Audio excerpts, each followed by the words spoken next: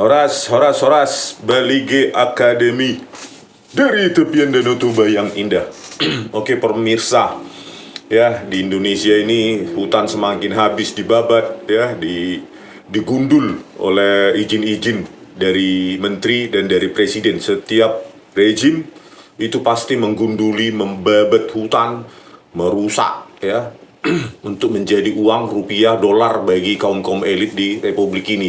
Setiap rejim pasti dilihat mana itu hutan yang mau kita babat. Ada batu bara nggak, emas, nikel, segala macam. Otaknya hanya untuk menghabisi, ya. Bukan mempertahankan. Untuk Indonesia ini akan berdiri berapa ratus tahun, beribu tahun. Untuk generasinya nggak dipikirin. Pokoknya dilibas batu bara, dilibas segala macam. Yang sisa adalah rusaknya hutan, rusaknya lingkungan, dan mereka nggak peduli. Mungkin pikirannya ya saya hidupnya di Jakarta, ya saya nggak peduli kau rusak juga nggak masalah ya. Nah inilah ya kaum elit di Indonesia untuk batu bara, nikel, perkebunan ya. Dari mana asalnya? Ya, dari peraturan pemerintah. Inilah uang-uang untuk izin-izin inilah yang sangat menjadi triliun-triliunan ya. Dapatkan izin HGU sekian. Kau berapa? Ini kau berapa? Begitu-gitulah apanya mereka ini.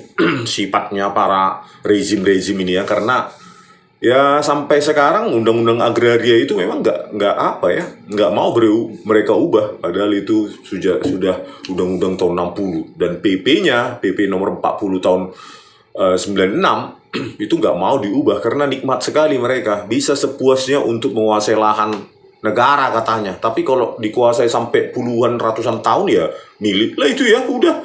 Begitu habis itu tambang itu, hutan itu habis oleh tambang batu bara, nikel, perkebunan sawit, ya sudah selesai itu tanah jadi tandus, nggak tahu jadi apa ya.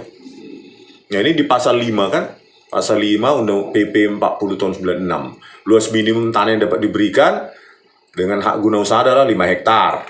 Pasal 2-nya, luas maksimum tanah yang dapat diberikan dengan hak guna usaha kepada perorangan 25 hektar. Tetapi untuk di pasal 3, ayat 3, untuk hak guna usaha bagi badan hukum itu unlimited dan ditetapkan oleh menteri. Nah, disinilah ya permainan menteri, lingkungan hidup, kehutanan, SDM, entah segala macam lah itu izin-izin itu ya. Ya diamankanlah di sini. Jadi mereka ini hebat bukan kaya, bukan dari apa-apa semua orang di sini. Kaya karena merusak hutan, merusak tanah Indonesia, ditambang, dijual, dibuat sawit ya harusnya yang hidupnya binatang dan segala macam jadi monokultur, jadi cuma sawit, cuma karet, rusak semua. Akhirnya rusaklah alam Indonesia ini ya. Para orang-orang yang menikmati ini 10 tahun lagi paling sudah mati, 20 tahun lagi ya, tetapi yang tinggal adalah alam yang rusak karena kerakusan ya. Kerakusan memang, keserakahan nggak ada batasnya. Kalau dikasih itu $1 juta sama mereka, kurang lagi itu mau 1 triliun. Kalau bisa semua ditambang di bumi ini dan seluruh antariksa dan galaksi ya, sampai itu pun mungkin nggak puas untuk untuk memenuhi rasa keserakahan mereka ya. Kita lihatlah di sini ya, top 5 perusahaan batu bara di Indonesia ya. Jadi nomor 5-nya Bukit Asam. Inilah 25,5 juta metrik ton. Inilah milik negara ya, di bawah grup Main ID itu ya, grup BUMN. Bukit Asam itu 25,5 juta hektar ya. Jadi itulah milik BUMN ya, nomor 5 ya. Ya, itulah milik BUMN. Di atasnya itu Kit Eko 32 juta metrik ton ya, di atasnya dia itu miliknya si ini Arsyad Rashid ya. Kitco ini miliknya Arsyad Rashid, inilah ya swasta. Inilah orang paling istimewa juga ya, menguasai lahan untuk ditambang ya. Kalau udah ditambang ya rusak ya. Inilah orang-orang elit ya, Arsyad Rashid ini ya, kalau nggak salah nih ketua tim pemenangan Ganjar Pranowo kemarin. Terus Berau Berau itu menghasilkan batu bara 33 juta metrik ton. Berau ini miliknya cucunya Eka Cipta ya. Namanya siapa ini? Fuganto Wijaya. Inilah dia, cucunya Eka Cipta. Pemilik Sinarmas ya, pendiri Sinarmas Group yang menguasai lahan kalau nggak salah itu 3, sekian juta hektar. 3, sekian juta hektar penguasaan lahan Sinarmas ya. Nah inilah salah satunya cucunya kalau nggak salah ini Fuganto Wijaya ya, 3 sekian juta hektar. Bali saja luasnya cuma 563.000 hektar. Berarti kalau 3 juta yang dikuasai Sinarmas ini untuk perkebunan dan tambang itu hampir 6 kali ya, hampir 6 kali luas Bali. Hanya 1 orang dan keluarganya 6 kali Pulau Bali. Inilah atas nama HGU. HGU katanya lahan negara yang dikuasai mereka, nggak hak milik. Tapi kalau dirusak ditambang ya sama aja hak miliknya udah rusak. Setelah itu out mereka, sudah rusak, udah kaya mereka kan.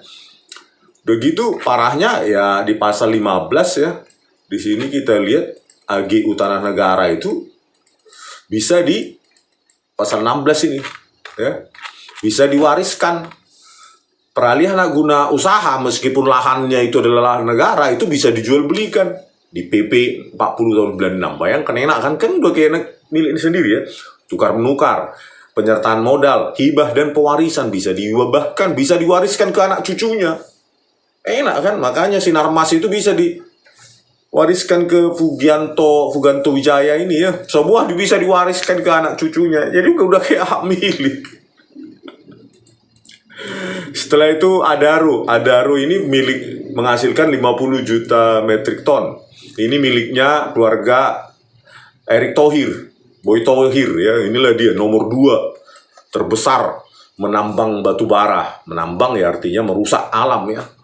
50 juta metrik ton Adaro Energi, Boy Thohir, Erick Thohir dan lainnya, sampai siapa itu grup si Sandiaga Uno juga masuk di dalam Adaro Energi itu ya. KPC, Kaltim Primakol ya, Kaltim Primakol inilah yang terbesar di Indonesia, 60 juta metrik ton. Ini miliknya Bakri Group ya, Abu Rizal Bakri ya. Inilah ya penguasa, bukan karena apa ya, karena menambang ya, merusak alam. Kirain dulu orang-orang hebat yang menghasilkan teknologi, menghasilkan dolar, ternyata yang merusak hutan. Apa hebatnya ya? Siapapun bisa lah. Ya, tapi kalau rakyat menambang, ya rakyat lokal gitu, native indigenous people, ya misalnya menambang di Sumatera Utara, langsung dibilang itu penambang ilegal, hanya karena nggak mengantongi izin HGU dan lainnya ya dari kementerian. Langsung, padahal itu tanah nenek moyangnya yang digali, ditambang, langsung dibilang tambang ilegal. Padahal tanah nenek moyangnya sebelum Indonesia merdeka berdiri. Setelah Indonesia merdeka berdiri, malah ditambang sama orang lain. Inilah ngerinya Indonesia ini, ditambang-tambang sama orang ini. Ya, ini Abu Rizal Bakri, keluarga Thohir, ya, Erick Thohir, Boy Thohir, ini Wijaya, ya, Cipta Wijaya, ini tadi Rashid. Inilah BUMN. Indonesia punya, rakyat punya ya.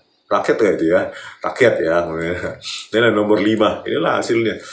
Nah inilah penguasa induk usaha batu bara terbesar di Indonesia tahun 2020, Bumi Resources. Ini ya Abu Rizal Bakri ya, Sinarmas Mining Group. Inilah CEO-nya Fuganto Wijaya ya, cucunya Eka Cipta Wijaya, Adaro Group.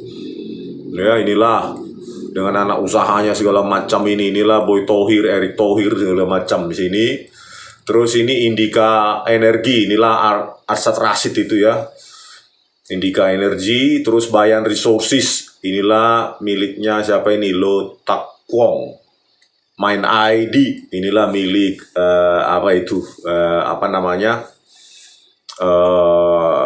BUMN ya. Dan lucunya Menteri BUMN-nya juga Erick Thohir. Dia menterinya Dia pelakunya juga di sini, miliknya juga Adaro Energi ini ya. Bayangkan Menteri BUMN tapi dia mengatur juga BUMN apa itu pertambangan itu. Kacau. Sama seperti Bahlil ini sekarang ya, ESDM, tapi dia pemilik ini juga ya, tambang nikel juga di Konawe itu, Sulawesi Tenggara. Nah, terus inilah ya para petambang-petambang ya yang merusak alam itu, mereka lah yang menjadi backup capres ya, mulai dari Anies Baswedan, Muhaimin Iskandar, Muhammad Ali, Geraha Mining Utama kalau nggak salah ini di Konawe ya, Sulawesi Tenggara, Surya Paloh, Bara Energi Lestari kalau nggak salah ini di Aceh, Yusuf Kala, Bumi Mineral Sulawesi, Mitra Agung Lestari ini di Sulawesi Selatan atau di mana ini ya. Nah, inilah pembackup dana. Jadi mereka yang nggak mungkin ya, dengan pembackupnya para petambang, para pemilik perkebunan, yang nggak mungkin mengubah sampai kiamat pun nggak mungkin diubah itu undang-undang agraria, undang-undang pertambangan, minerba segala macam. Yang pasti kalaupun diubah ya untuk menguntungkan mereka ya, siapapun capres yang memenangkan ya. Karena masing-masing capres cawapres punya para elit-elit pertambangan ini ya, sama perkebunan. Inilah di sisi Prabowo Subianto dan Gibran. Ada Geribaldi Thohir, inilah abangnya Erick Thohir. Adaro Energi Indonesia, Bahlil Lahadi Dahlia, Meta Mineral Pradana. Bayangkan dia Menteri SDM, dia juga pemain tambang juga ya. Abu Rizal Bakri, Bakri Group, Erwin Aksa, Bosawa Group, Luhut Binsar Panjaitan, Toba Sejahtera. Terus Tommy Soeharto, Adita Nikel Indonesia. Inilah para petambang dan pemilik perkebunan ya, penikmat kekayaan alam Indonesia ya, atas nama izin HGU dan segala macam mereka lah ya. Indonesia ini diperjuangkan oleh para pahlawan ya, mereka aja yang menikmati ratusan ribu, puluhan ribu, jutaan hektar lahan Indonesia.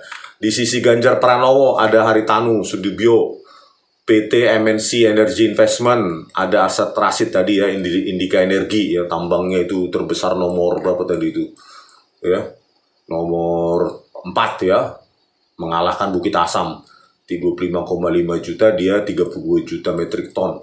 Terus ada Sandiaga Uno, Saratoga Investama Sedaya, ini masuk ke ke Adaro Energi juga ini ya. Jadi inilah mereka.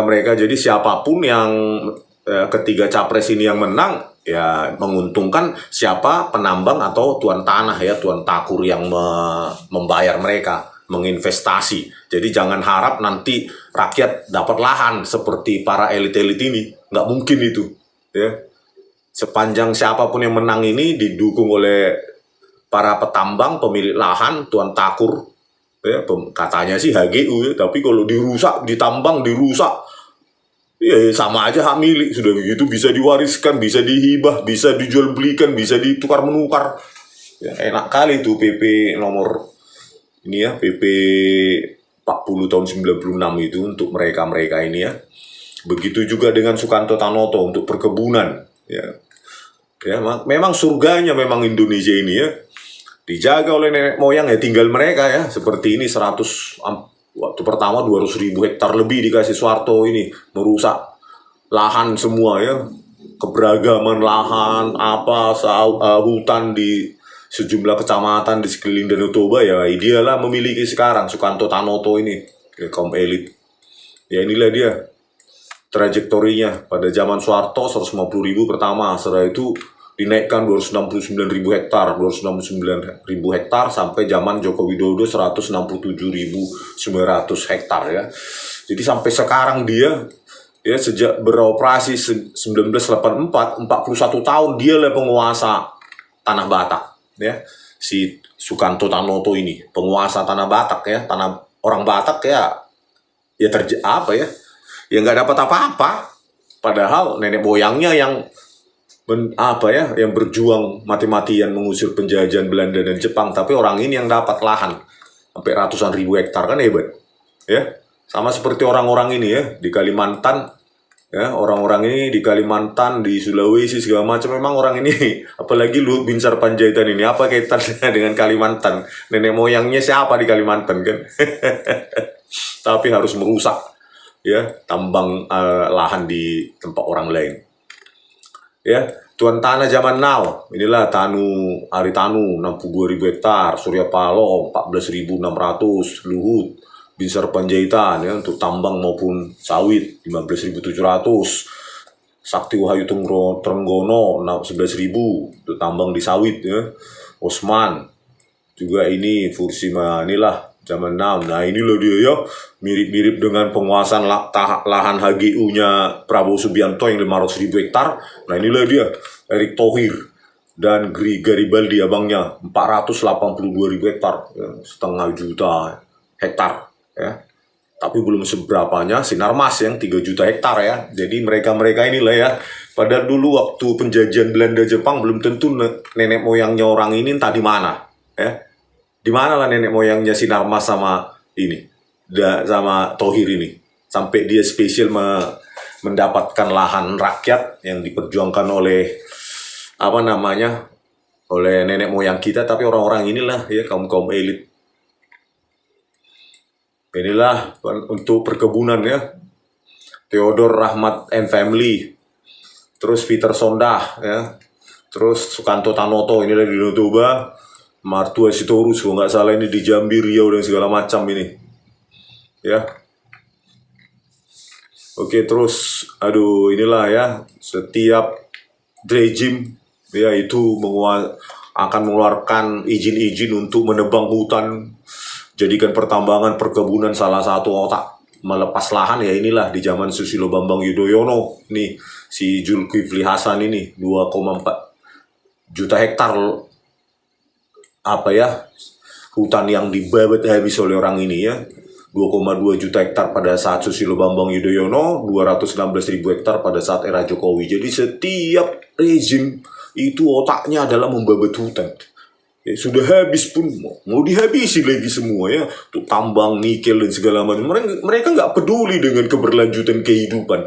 Yang penting di rekeningnya sudah berapa zeros, ya, sudah berapa triliun, sudah berapa miliar dolar, nggak peduli gitu, atas nama investasi lah, atas nama pekerja lah, atas nama ekonomi lah. Padahal otaknya adalah atas nama perutnya sendirinya semuanya ya, atas nama perutnya sendiri. Pura-puranya itu semua hilirisasi nikel lah segala macam. Mereka aja itu ditambang nikel, tambang batu bara, mereka aja. Jadi inilah ya, penjajahan oleh bangsa sendiri, penguasaan lahan yang diberikan dengan menebang hutan, dijadikan sawit, dijadikan karet, dijadikan batu bara, tambang, nikel, emas dan lainnya, suka-sukanya ya. Inilah sebenarnya penjajah Indonesia saat ini, sebenarnya penjajahnya mereka ini ya. Penjajah. Kita aja berpikir kalau penjajah itu harus Belanda dan Jepang ya. Bahkan lebih hancur dijajah oleh orang-orang ini, Indonesia ini habis ya. Khususnya kalau di Tanah Batak ya, Sukanto Tanoto ya, orang Batak terusir ya, dimiliki oleh orang yang nggak tahu antah berantah dari mana dia ya. Penguasa lahan sampai saat ini, penguasa lahan Tanah Batak Sukanto Tanoto, dan di pemain di tambang-tambang batu bara di Kalimantan, di Sulawesi ya, nikel dan segala macam di Papua ya, orang-orang ini juga ya penjajah bagi mereka itu semua itu ya. Tanah nenek moyangnya dihabisi semua. Itulah tadi ya, keserakahan itu bagi orang-orang ini itu nggak ada batasnya. Sky is the limit. Jadi kalau disuruh orang menambang di galaksi Andromeda atau galaksi yang lain itu siap mereka berangkat ini untuk memenuhi nafsu keserakahannya ya, menambang. Yang penting banyak nol di rekeningnya, number of zeros ya. Kalau tahun ini saya ingin 12 nol, saya tahun depan harus ada 15 nol di rekening saya ya. Puluhan triliun, ratusan triliun, ribuan triliun. Nggak peduli hutan rusak, nggak peduli kehidupan generasi ke depan bagaimana, yang penting habisi itu. Habisi. Oke, sampai jumpa di video kami selanjutnya. Horas.